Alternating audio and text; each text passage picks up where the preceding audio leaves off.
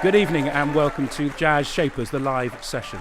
I'm Elliot Moss and you're listening to this very special edition here from the beautiful Everyman Cinema in the heart of Islington, and we're live on stage with Kelly Hoppen, my business shaper, 40 years at the top of the interior design business, and Bill Laurance, Grammy award-winning artist, composer, extraordinary musician.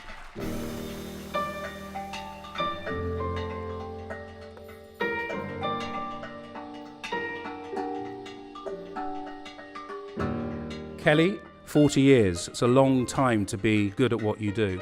Tell me about where you think your ambition is derived from. I think I was born into a family of people that were very driven, very creative. My mother is, nearly 80 and still has a gallery and still works and travels.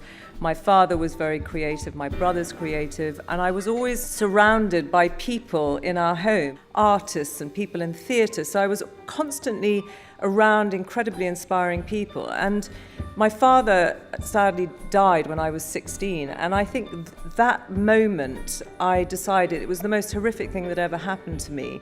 So I just wanted to succeed on my own and never rely on anybody else, but I'd always had this real driven passion to be an interior designer. And I guess, I don't know, it's 16 and a half, I started a business, and literally for 40 years I've been doing it.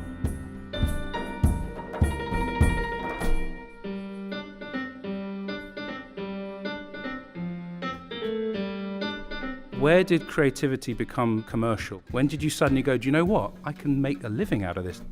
Both my parents worked, and they were real grafters. My mother still is. But in a way, I was so respectful of the way my parents were, and I loved their life. And I think I was very driven by that. And I like the feeling of being successful in something that I do. And it wasn't driven by making money. It was driven purely by the passion of the feeling that I got when I designed something and I handed it over.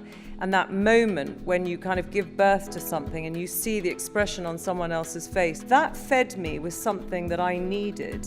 And it became more like a drug in a way that I just kept wanting to do it. You're the creative force, but you're also running a business. How involved are you in the numbers? How involved are you in the big strategic decisions about property and other things that you might have to get involved with? I was self-taught as a businesswoman, and I'm dyslexic, I control everything. I am the biggest control freak. As you're saying it, I'm not actually that surprised. You're looking at me and I'm going, she probably does control everything. I know everything. I know every number in my studio. I read every email. Nothing passes me. I watch from afar, but I'm involved. I've had the same financial guy in my company for 23 years. We're the complete opposites. I like to spend money, he likes to save it. We're in the middle somewhere. But no, I control everything that I do. And that, in a way, it's been to my detriment sometimes, because I think I could have let go of a few things, but that's the way I am, and I'm not going to change now. Okay, now it's time for the question and answer session. It's your chance to ask anything you like. Thank you. Hello. I've worked in fashion all my life. I've been a green pioneer. I'd be interested to know how you feel that the interior world could drive itself forward in that way, and do you have any vision for the future you'd like to share?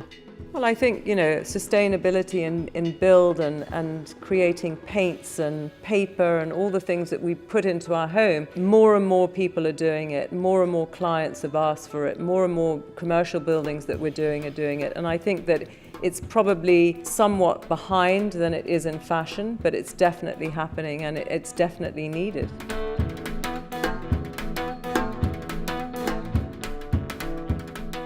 The reason why we have created this program of Jazz Shapers is that musicians and entrepreneurs, especially jazz musicians, have a lot more in common than they might realise. Certainly something Kelly said earlier about it feeling like a drug, I remember the first time I looped myself. I was actually on a 4-track, and it was just vocals, and I was just kind of doing a beatbox and then like humming a bass line and then singing a melody. And it was this kind of revelation moment, and I remember just thinking the potential possibilities were suddenly so exciting. I kind of never really stopped searching, and the first album that I officially released, I just remember like recording it in the studio, and it was this thing that I'd never experienced before, and something I'm going to be addicted to for the rest of my life.